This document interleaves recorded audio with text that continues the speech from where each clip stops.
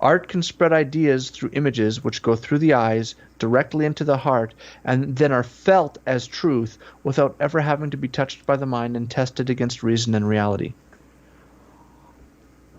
So, if someone comes along to you and says trans women are women, or that men can give birth, immediately you begin running along your definitions of what counts as a man and what counts as a woman, and you begin testing that against reality, and then you begin testing the statement using logic. Is that a man can give birth? Is that sound?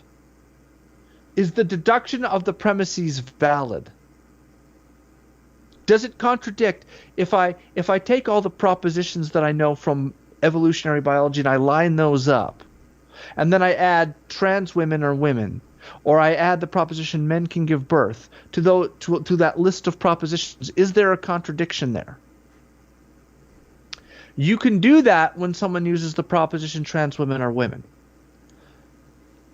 But when someone switches out and instead communicates their entire ideology artistically or symbolically, or instead of using trans women or women as a proposition which can be tested, they treat it as an ethical, as a, what would you say, as a symbol to be agreed with in order to prove you're a good person. Not a proposition which can be tested against logic and reality, or can be tested with, or can be subjected to tests of coherency and tests of contradiction, you might say.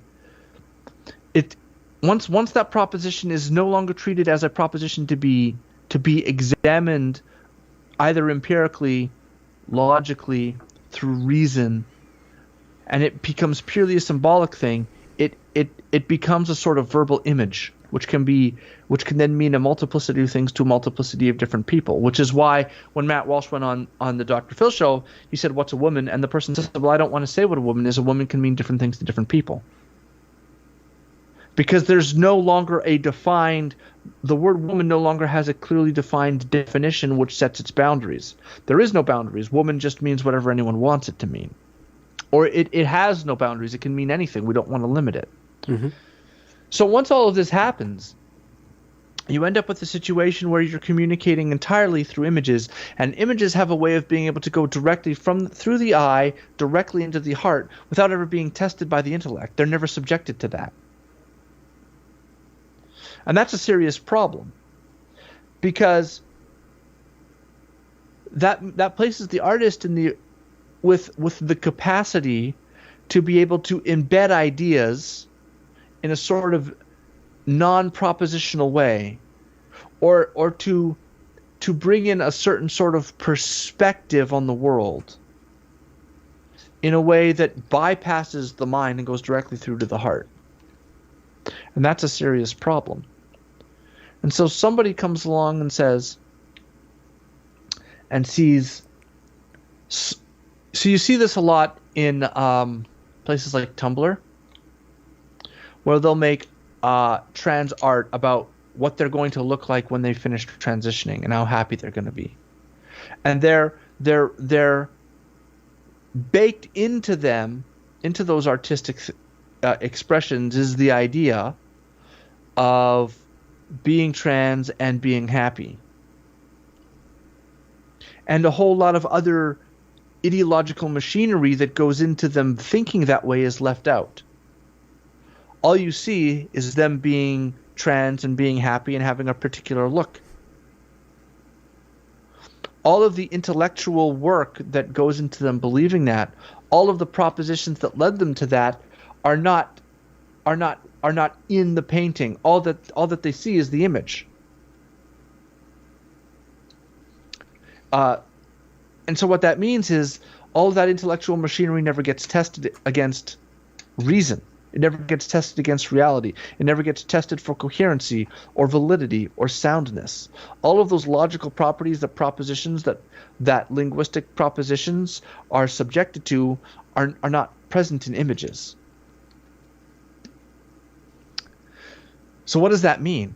Well, what it means is, because we live in a world of images, we live in a world of video, we have a really interesting scenario, and that scenario is this. The generation today is a generation that speaks with images, listens with their eyes, thinks with their feelings, and decides with their hearts.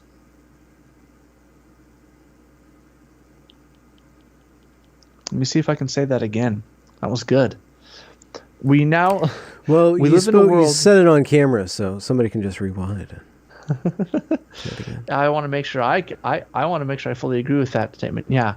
We speak with images, hear with our eyes, think with our feelings, and decide with our hearts.